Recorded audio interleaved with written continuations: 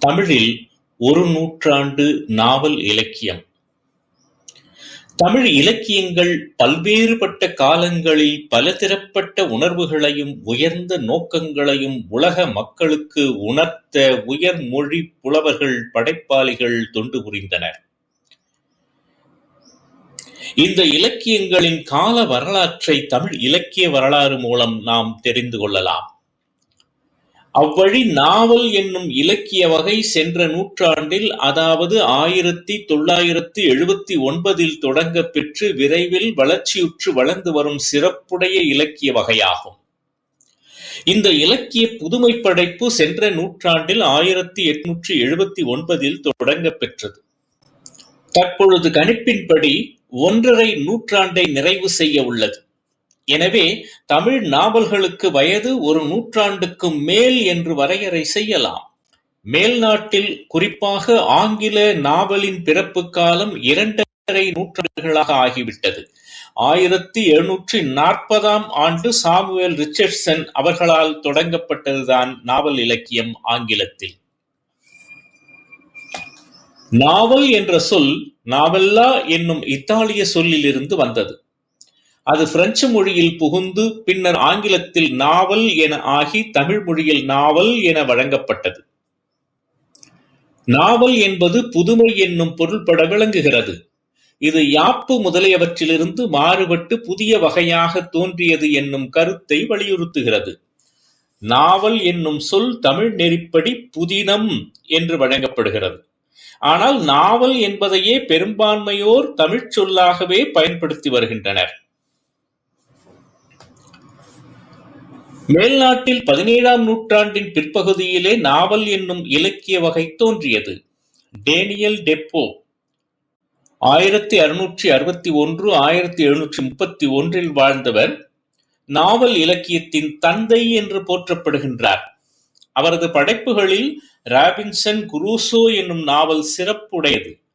அவருக்கு பின் Samuel Richardson என்பவர் குறிப்பிடத்தக்க நாவலாசிரியராக விளங்கினார். 18ஆம் நூற்றாண்டின் முற்பகுதியில் கோல்ட்ஸ்மித், ஃபீல்டிங் என்ற நாவலாசிரியர்கள் வாழ்வியலை சித்தரிக்கும் நாவல்களை படைத்தனர். சமூகவியலை சித்தரிக்கும் நாவல்கள் 18ஆம் நூற்றாண்டின் இறுதியில் தோன்றின. மேனாட்டில் 19ஆம் நூற்றாண்டில் எண்ணற்ற நாவல்கள் தோன்றின. Jane Austen Thackeray, Dickens, George Eliot, Hardy, Stevenson போன்றோர்களெல்லாம் சிறந்த நாவலாசிரியர்களாக விளங்கினர்.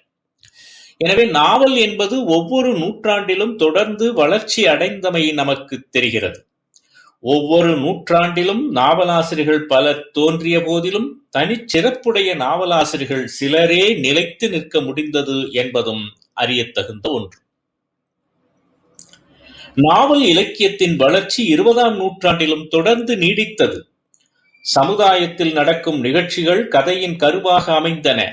மக்கட் பண்பின் சிறப்புகள் படைக்கப்படும் பாத்திரங்களின் பண்புகளாக அமைக்கப்பட்டன. தமிழ் நாவலின் தோற்றமும் வளர்ச்சியும். தமிழ் நாவல் என்னும் இலக்கிய வகை 19ஆம் நூற்றாண்டு தொடங்கப் பெற்று விரைவில் வளர்ச்சியுற்று வளர்ந்து வரக்கூடிய சிறப்புடைய ஓர் இலக்கிய வகையாகும். தொடக்ககால நாவல்களில் படைப்பாளன் தன்னுடைய கற்பனை கலந்த செய்திகள், சுவையான அனுபவங்கள் முதலியனவற்றை கருப்பொருளாக அமைத்து படைக்கும் பாத்திரங்களின் மூலம் தன் கருத்துக்களை புலப்படச் செய்தான்.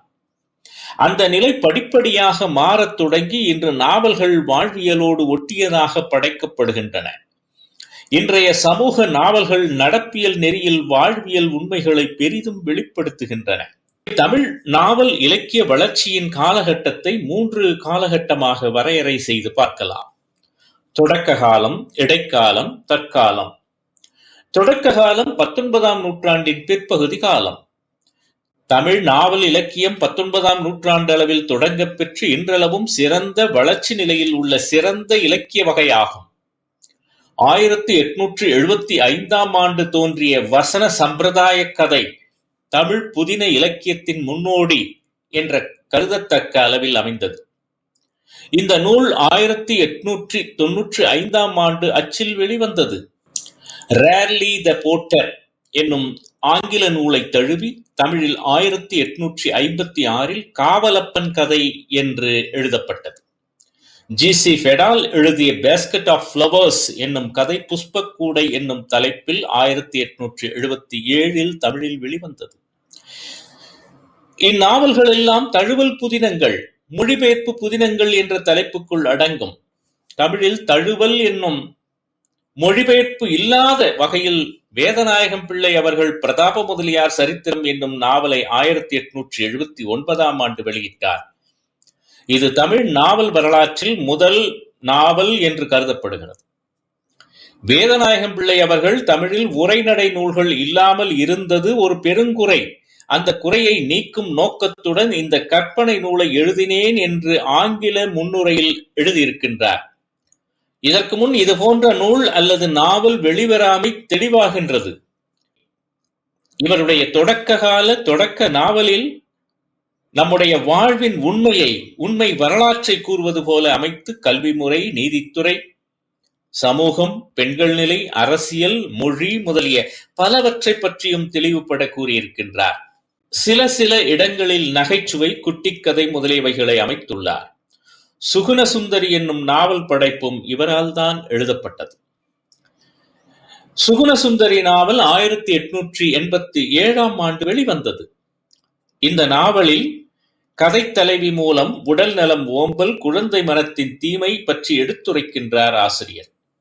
இந்த நாவலில் பல்வேறு காட்சிகள், நிகழ்ச்சிகள் மூலம் மனித இயல்பின் பல்வேறு கோணங்களையும் நீதி கருத்துக்களையும் ஆசிரியர் எடுத்து எம்பியிருக்கின்றார். ஒரு கலைஞனுக்கு 2 வகை பொறுப்புகள் இருக்க வேண்டும்.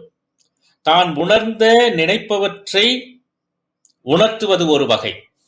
புதிய கலைத்துறையை அறிமுகப்படுத்த எண்ணிய கலைஞன் உரிய காலத்தில் உரிய முறையோடு அறிமுகப்படுத்துதல் மற்றொரு வகை. இந்த இரு பொறுப்புகளில் எதிர்கால இலக்கிய போக்கை மதிப்பிடும் ஆற்றல் 2ஆம் வகை பொறுப்பிற்கு உரியது. எனவே வேதநாயகம் பிள்ளை அவர்களிடம் இந்த 2 பொறுப்புகளும் இருந்தமையை அவர் நூல் வழி அறியலாம்.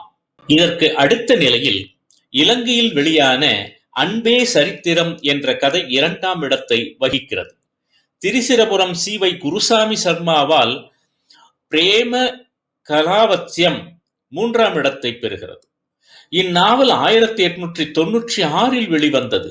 அடுத்த நிலையில் தி.க. சரவண முத்துப்பிள்ளையின் மோகனாங்கி என்பது வரலாற்று நாவல் வகையில் முதல் நாவல் என்று கருதப்படுகிறது. 19ஆம் நூற்றாண்டில் தோன்றிய பிரதாப முதலியார் சரித்திரத்தை அடுத்து குறிப்பிடத்தக்க நாவல் ராஜம் ஐயரின் கமலாம்பாள் சரித்திரம் 1896 வெளிவந்தது. கமலாம்பாள் சரித்திரம் நாவல் 1893 முதல் 95ஆம் ஆண்டு வரை தொடர்கதையாக பத்திரிகையில் வெளிவந்தது. இந்நாவலே தமிழில் தொடர்கதையாக வந்த முதல் நாவல். நாவலில் நடப்பியல் உத்தி முறையை கையாண்ட பெருமைக்குடையவர் ராஜம் ஐயர். சரித்திரத்தில் கிராம மக்களின் வாழ்க்கை நுட்பங்களையும் தத்துவ கருத்துக்களையும் ஒருங்கே எழுதியிருக்கின்றார். கதை மாந்தர், உண்மை நிகழ்ச்சிகள், செறிவான உரைநடை முதலியவை இந்த சரித்திரத்தில் அமைத்திருக்கின்றன. இதனை அடுத்து மாதவையாவின் பத்மாவதி சரித்திரம், முத்து மீனாட்சி என்ற நாவல்கள் சிறப்பிடம் பெறுகின்றன. மாதவையாவின் நாவல்களில் சீர்திருத்த கருத்துக்கள் மேலோங்கி நிற்கின்றன. தமிழ் நாவல் இலக்கிய உலகில் ஒரு புதிய திருப்பத்தை ஏற்படுத்தியவர் ராஜம் ஐயரும் மாதவையரும் தான். அவர்கள் சாதாரண மக்களின் வாழ்வை ஆதாரமாக கொண்டு சிறந்த சமுதாய நாவல்களை படைக்க இயலும் என்பதை துணிந்து எடுத்துக் காட்டியவர்கள். மாதவையா தமது முதல் நாவலான பத்மாவதி சரித்திரத்தின் 2ஆம் பாகத்தை எழுதி முடிந்ததும் விஜய மார்த்தாண்டம், முத்து மீனாட்சி, ஃபாரஸ்டர், பஞ்சநாதம் என்னும் தமிழ் நாவல்களையும் படைத்திருக்கிறார்.